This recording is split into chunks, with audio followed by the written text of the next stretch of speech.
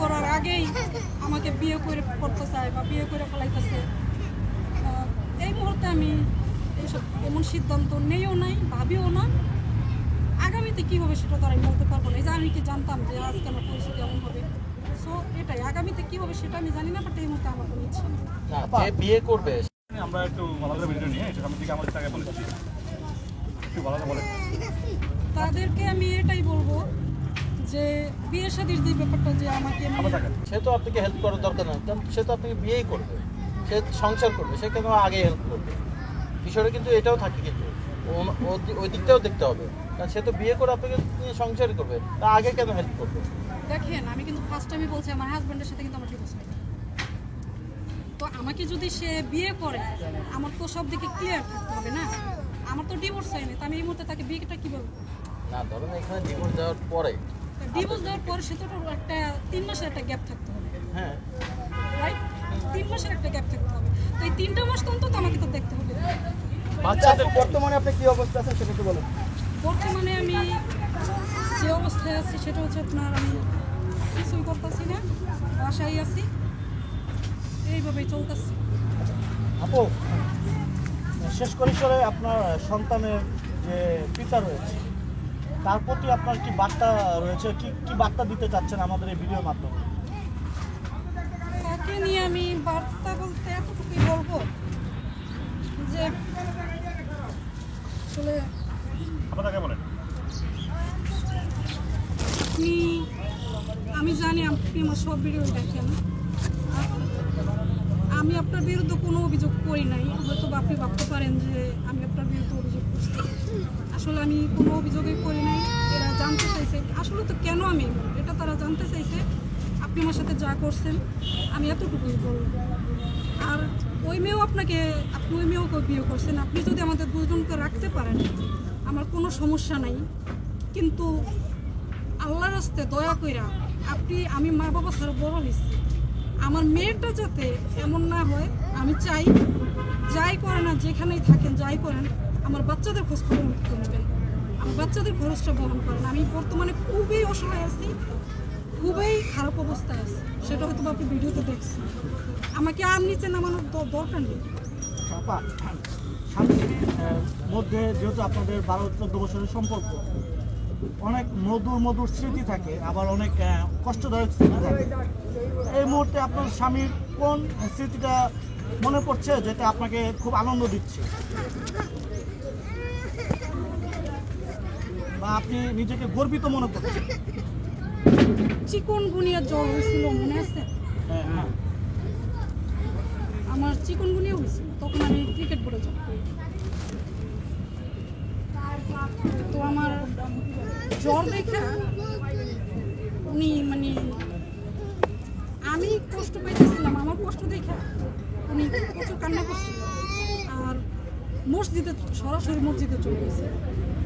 যাইয়া মনে করেন না, আমাদের একটা হুজুর ছিল, ওনাকে টাকা দিচ্ছে যে আমার বউ যেইভাবে হোক আমার বউর যেন কিছু না, আল্লাহর কাছে দোয়া করে। তারপরে ফকির মিসকিন খাওয়াইছিল, আর আমার জ্বরাই ধরে বলছিল যে আমি বেঁচে থাকতে জানো তোমার কিছু না, এমন কিছু। সেই স্মৃতিটা মনে পড়লে কি নিজেকে গর্বিত মনে হয়? অবশ্যই গর্বিত মনে হয়, আমি তাকে নিয়ে গর্বই বেশি করি। কেননা ভাইয়া, বাচ্চাটাকে বলেন, আমি দুঃখ করতেছি এই যে 3 থেকে 4 মাস, কিন্তু তাকে দিয়ে সুখ তো আমি বহু বছর করছি। তার বিরুদ্ধে আমার কোনো অভিযোগের প্রশ্ন আসে। আচ্ছা, সেই মানুষটি কেন এইভাবে পাল্টে গেল? না, আচ্ছা তাহলে প্রশ্ন না। আচ্ছা, তো আপনি চিকুনগুনিয়া জ্বর হওয়ার পরে আপনার স্বামী যখন আপনার সেবা যত্ন করলো, আপনি সে বিষয় নিয়ে নিজেকে গর্বিত মনে করছেন, তো আসলে সে আবার কষ্ট পান এমন কোনো বিষয় আছে যে স্বামীর কোনো আচরণে বা কোনো কথায় নিজেকে সব সময় আড়ালে চোখের পানি ঝরাচ্ছেন নিজের? হ্যাঁ, গেছে এমন সময়। সেটা কোনটা একটু বলা যাবে, শুনতে পারবো?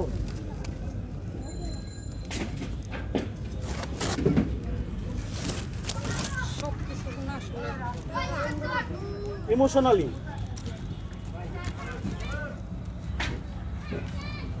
মাঝে দিয়া আমি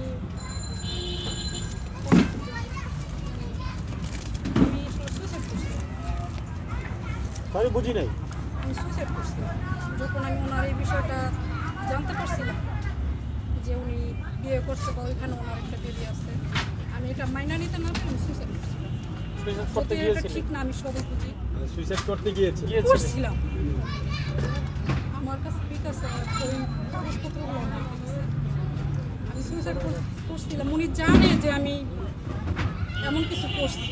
আমি আমার যে ওইখানে তো আমার 3টা রুম ছিল, তো আমার যে মাস্টার বেড ওই রুমে আমি মানে সুইসাইড করছিলাম বলতে আমি বিষ পান করছিলাম। স্বামীর বিবাহের কথা শুনে হ্যাঁ, ওনাকে আমি বুঝতেই দেই নাই যে আমি এমন কিছু করবো। যে ওনার কাছে আমি সরি বলছি যে আগে পরে হয়তো বা ভুল করছি, মানে মাফ করে রাখি।